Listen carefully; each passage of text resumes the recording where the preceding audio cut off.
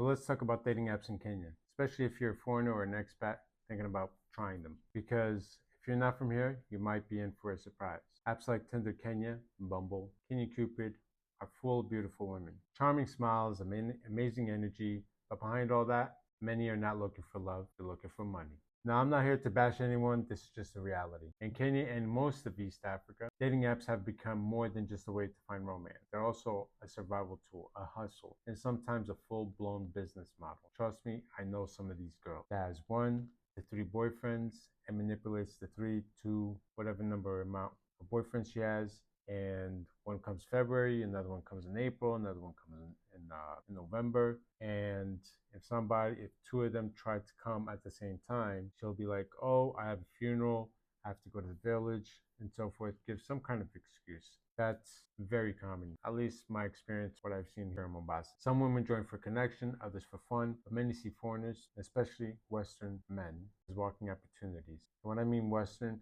I don't mean white, I mean Western. Whether you're black, whether you're Asian, whether you're white, it doesn't matter. Western. As long as you got pesa, aka money in English. So let's unpack what's really going on and how you can enjoy dating in Kenya without getting played. I just want to stress though that this is just the majority, but not everybody is doing this kind of stuff. So anyway, I'm just trying to give you some red flags, some hints to look out for. So far, if you're enjoying the content, press the like button, leave a comment or a question. So, since around 2018, Tinder and Bumble in Kenya have blown up, especially in Nairobi and Mombasa. With that came a whole new wave of international dating. Foreigners working here, digital nomads, expats, even tourists, they hop on these dating apps and think, let me meet a local, have a good time, maybe even find love. But what they don't always realize is that many of these women already have a plan before the first hey. And that is so true. I could speak from personal experience.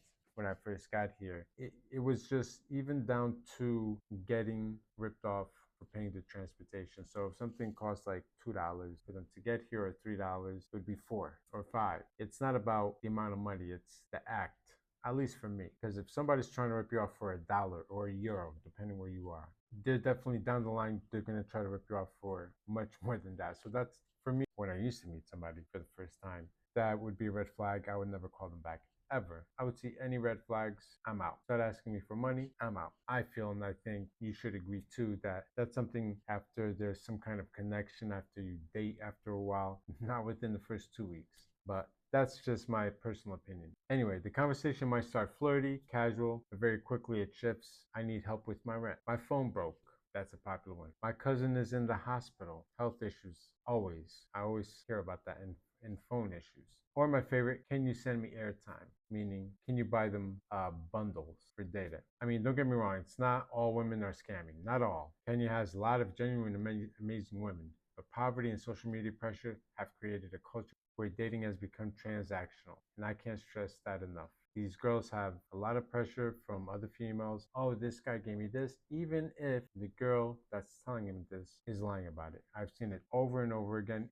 It's almost like a competition after a while. Oh, that girl got an iPhone 12 Pro. I need to get an iPhone 13 Pro. My guy, my American guy, my German guy. They pressure themselves and it just makes the situation worse. But for us foreigners, let me tell you, especially those flashing dollars or living comfortably or flashing euros, you automatically become what they call the sponsor before the boyfriend or a sugar dad. Let me tell you, here in Mombasa, seeing an 80-year-old with a 21-year-old, most people don't even give a second glance. It's like a normal thing. It's really something it took a while for me to get used to when I first arrived in Kenya. So with that said, welcome to what I call that Kenya swiping safari. Here's what most foreigners find. You'll meet 3 main types of women online. The dreamer. She wants a foreign man to change her life. It's not about you, it's about the fantasy. Plenty of those. Then there's the ones that think they're really smart. The player. She's dating multiple men. Maybe some local, some abroad, and she's managing them like a pro. I have to say though, some of these girls are not that smart. It's men, and I hope it's not you, but there's a lot of simps that are desperate that ignore these red flags. I mean, I hear stories of men that haven't even met the girl in person, they're already sending money. Do not send money. Then you have the other one. You have a third one, what I like to call the scammer, straight up catfish. The photos look like an Instagram model, but in reality, they're not even close. I've had experiences like that where a girl has a cute face, the body is eh. So what does she do? She always takes pictures with the face and the full body pictures. What does she do? She gets a female where she's looking to the side with similar hairstyle, with similar skin tone, and it fools you to think that it's her. It's her photo. But then when you meet her, you'd be like, oh, that's the face, but that's not the body. It's happened to me. Make sure when you're looking at the profiles that she has a full body picture with her face and her body facing the camera. Aside from that, what makes this tricky is that all three can sound very genuine at first. The three types I talked about, the scammer, the player, the dreamer, they'll tell you what you want to hear, they'll act affectionate, they'll even video call you sometimes, but the motive stays the same: money, lifestyle, and escape.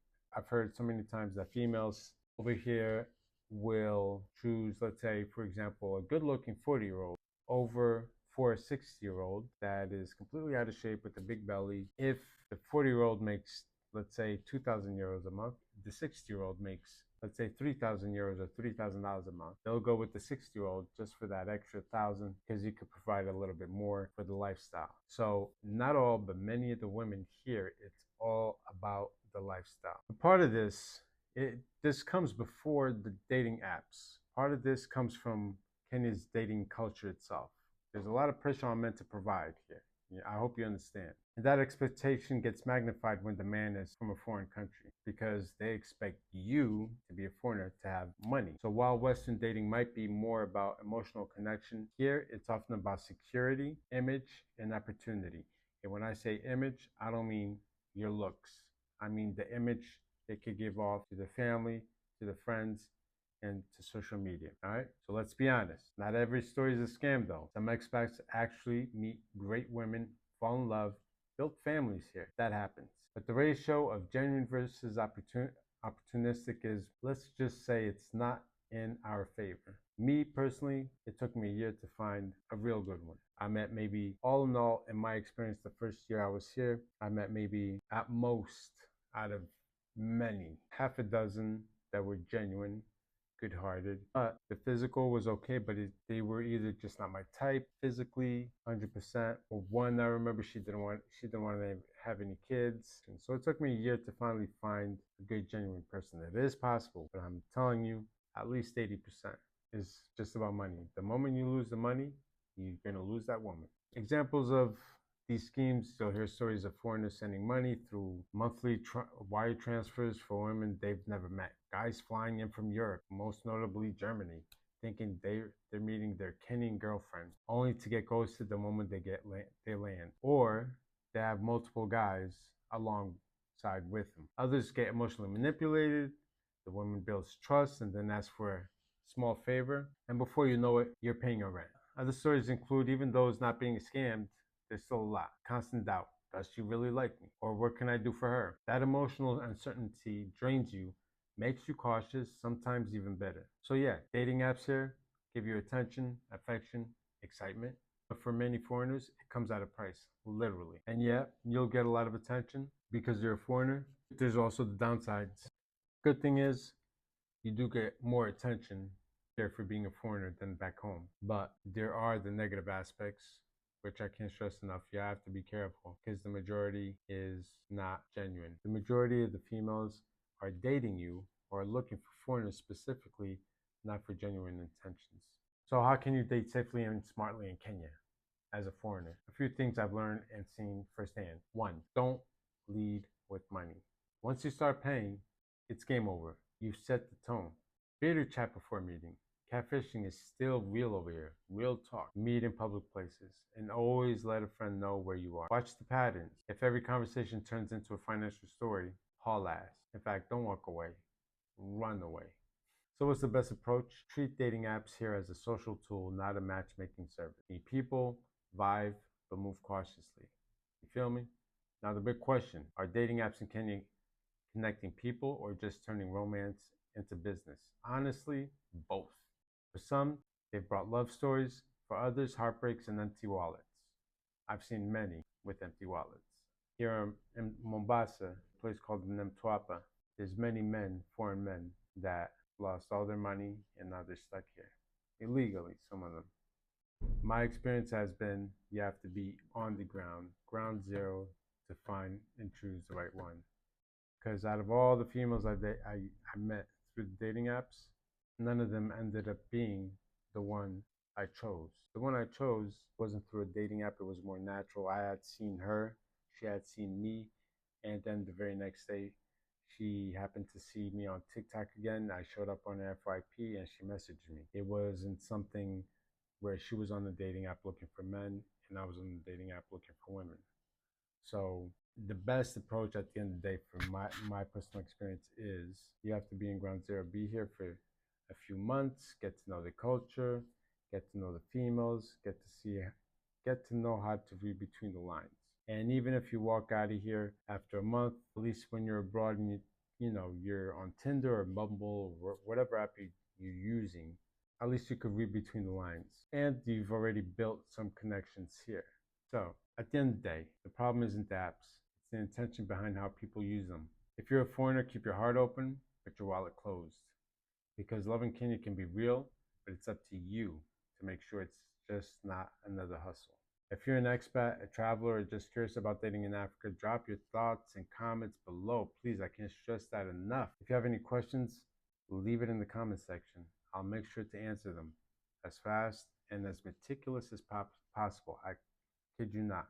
I will make sure to be very responsive. Leave the comments below. Ask questions.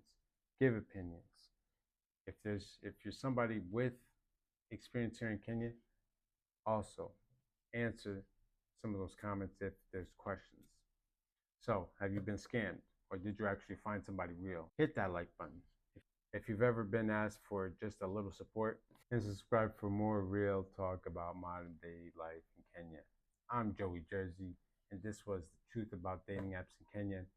Stay smart, stay safe, and remember, connection is free. Everything else, negotiation. Deuces.